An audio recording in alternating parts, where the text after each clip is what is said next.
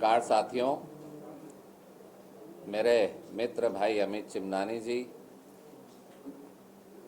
हमारे साथी भाई विकास मरकाम जी, आज की प्रेस ब्रीफ में पुनः मैं आप सभी पत्रकार बंधुओं का स्वागत, वंदन और अभिनंदन करता हूं।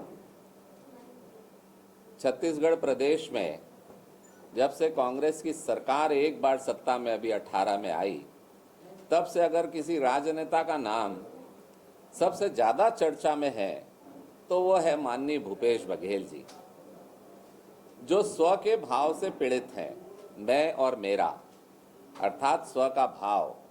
जबकि राजनीति के क्षेत्र में बहुजन हिताय, सर्वजन हिताय, सर्वजन सुखाय का सिद्धांत लागू होता है, पर भूपेश बघेल जी ने सदैव स्व, मैं और मेरा के सिद्धांत पर राजनीति की।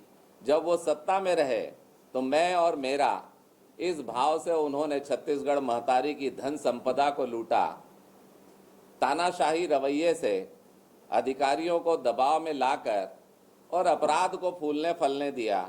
चाहे वो महादेव सट्टा ऐप हो, चाहे कोल स्कैम हो, सब मैं और मेरा स्व के भाव से था। और आज अनेक नेता और अनेक अधिकारी कुछ जेल पे हैं और कुछ बेल पे है।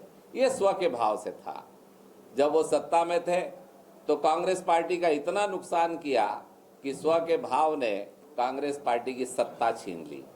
आज विपक्ष में है तो भाव मरा नहीं, स्व का भाव जिंदा है, मैं और मेरा जिंदा है। पार्टी से कोई लेना देना नहीं है, कांग्रेस पार्टी से उनको अब ये स्पष्ट हो चुका है उनकी करनी से। जब उन्होंने यहाँ पर लोकसभा चुनाव का अवसर शुरू हो रहा था, तब कहा कि मैं चुनाव नहीं लड़ूंगा, बाकी लोग लड़ेंगे। उनको स्पष्ट रूप से दिखाई दे रहा था कि छत्तीसगढ़ की जनता उनके भाव को समझ चुकी है, वो अपने लिए राजनीति करते हैं, इसलिए वो तैयार नहीं थे। जब पार्टी ने जबरदस्ती की तो उन्हें मालूम था कि रायपुर से तो बुरी तरह हारेंगे। दुर्ग के तरफ उनकी आंख गई, पर वहां पर हमारे मजबूत प्रत्याशी को देख फिर वह पार्टी ने जबरदस्ती की तो वो राजनांदगांव भाग खड़े हुए।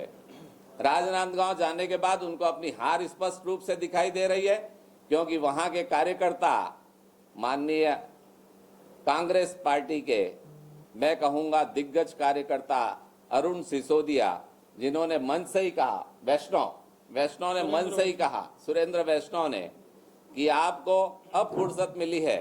इतने दिनों बाद जब सत्ता में थे किसी कार्यकर्ता का काम नहीं किया, सार्वजनिक रूप से कहा तो भूपेश बघेल जी की चूल्हे हिल गई।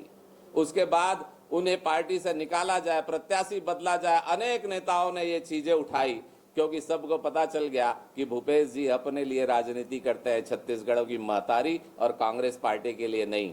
अब लगातार ये मांग उठ रही है कि भूपेश बघेल जी का टिकट कैंसिल करे, भूपेश जी को पार्टी से निकाले, और भूपेश जी देख रहे हैं कि उनकी हार सुनिश्चित है, तो अपनी हार को बदलने के लिए और फिर देश के संविधान में, देश के नियम में त्रुटियां बता रहे हैं।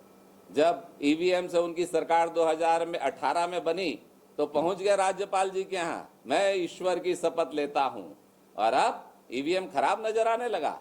हिमाचल में बड़ा अच्छा लगा इनको ईवीएम, राजस्थान में पिछली बार सरकार बनी तो ईवीएम अच्छा था इनका, कर्नाटक में सरकार बनी तो ईवीएम अच्छा था, 2004 से 2014 मनमोहन सिंह की सरकार बनी तो ईवीएम अच्छा था।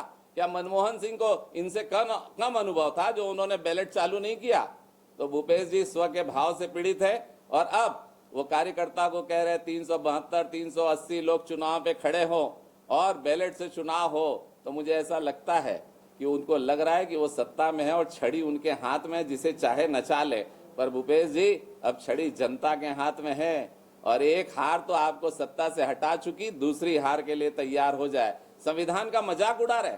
कांग्रेस पार्टी की कब्र खोदने का काम है जब कोई नेता अपनी ही पार्टी के कार्यकर्ताओं को कहे कि 380 लोग खड़े हो जाएं।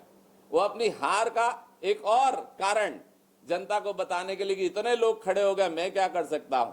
तो मुझे ऐसा लगता है भूपेश बघेल जी ये जो कुछ भी कर रहे हैं, मैं और मेरा स्व के भाव से कर रहे हैं। भारतीय जनता पार्टी का मानना है कि भूपेश बघेल जी ने मानसिक रूप से अपनी हार स्वीकार कर ली है, उनके कार्यकर्ताओं ने उनका विरोध करना शुरू किया है। अरे मुख्यमंत्री रहते के बाद कोई कहे पार्टी से निकाल दो और सरेआम मंच में विरोध हो, तो ऐसे नेता को कौन वोट देगा।